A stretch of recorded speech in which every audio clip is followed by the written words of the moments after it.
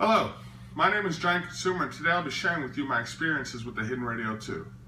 The Hidden Radio 2 is a Bluetooth speaker that was released on Kickstarter and shipped early 2015. Now today in my review, I will be first sharing my experiences, then after that, some really cool features that it might have, some neutral things, and then the things I didn't like about it. After considering all those things, I will then give you guys a percentage number on whether you should purchase this device or not. It might be able to help you with that decision anyways. So my first experience is I was at a party with 35 to 40 good friends, and I brought two of these speakers with me. I was so surprised at the capability of these speakers, especially when they're paired in stereo. It was a great hit. Everybody loved it because of the beautiful design and some of the cool functions it has. Not to mention, it was able to project out great, loud, crystal quality music evenly throughout a room. It was very nice.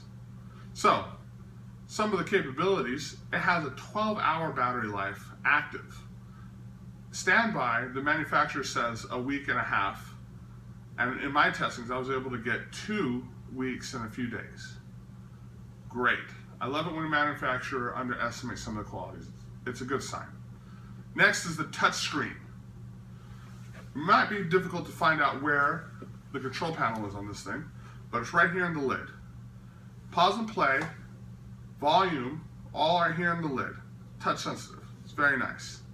On the bottom here, you have 3 buttons. That's your on and off and pair button, your multi-room and stereo button on the bottom. On the back, you have a micro USB port here for charging, and also acts as an audio jack as well. Comes with a cord. So, after that, you have your NFC-enabled lid. You got a lot of things hidden up here on this lid here.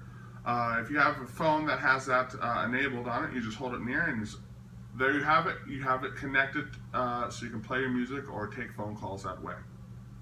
Also, Siri or Google Now, you can activate it by double tapping and holding on the lid here. Fantastic, very convenient really. And it has, like I said before, it has a microphone in there so you can give your commands in that way. Next, the ease of use. Everybody at this party was able to connect their device without any problems. It was very easy in that way, even without the application that will soon be out for this particular device here. More on that later. It comes out on iOS and Android, but they have not released it just yet. And when it does, I'll make a how-to video for that. Next, it opens and closes. And that's a really cool feature. A lot of people online have been complaining about the sound of the motor. I'd rather be appreciative that my speakers have a motor and can open and close at will. So, it's a positive, not a negative for sure. Next are some of the neutral things, some things that really shouldn't influence you in the negative or the positive, some average stats really. For instance, the MSRP on this particular device is about $199 to $219. The $219 version has no functionality changes, it's just cosmetic. And the next thing might sound like a negative, but most devices in this price range and size range have low bass. While this one is higher in that particular category, it's relatively low compared to other speakers. Again, this thing is only about 4.5 inches tall and 3.5 inches wide, so you can only fit so much in there anyways, and that's not really what they're promising. They're promising high quality music that's really evenly distributes through a room, so no matter where you're standing in the room, you're going to get really good sound quality, especially when it's paired in stereo. Next are the problems, the things I really didn't like about this device. First off, I rightfully assumed that this was going to be made out of aluminum. It is not. It's plastic. 100% plastic, in fact. All of this is plastic. The lid here is plastic. The grill is plastic. And the bottom is rubber. All this, I assumed this at least would be made of metal when I first saw it. It's not. And it's a little frustrating and makes me worried about the build quality. Next is the build quality.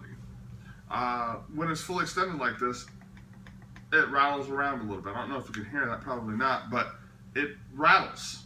And that makes me nervous because right now I'm traveling a lot and I don't want it to fall apart. It was expensive. The bottom is rubber, like I said, and well, that's necessary for the grip, so that's a good thing. But the third and final problem that I had with this device was the sound quality is good, but it's not consistent. The connection, I don't know if it's a problem with the connection with this device. It definitely wasn't my devices because I use multiples, my phone, my laptop, my friends' phones, and every so often it would pause and then play again, right? And I didn't like that. Also, it's a little laggy when it comes to the volume and the pausing and playing. Well, now considering all those problems, I've decided to give this a 90%. It only had a few things I didn't like about it, but my goodness, the things that went right with this device definitely shone through.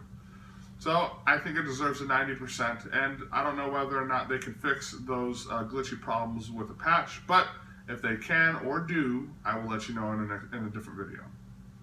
So my next video, my next review will be of the coolest cooler.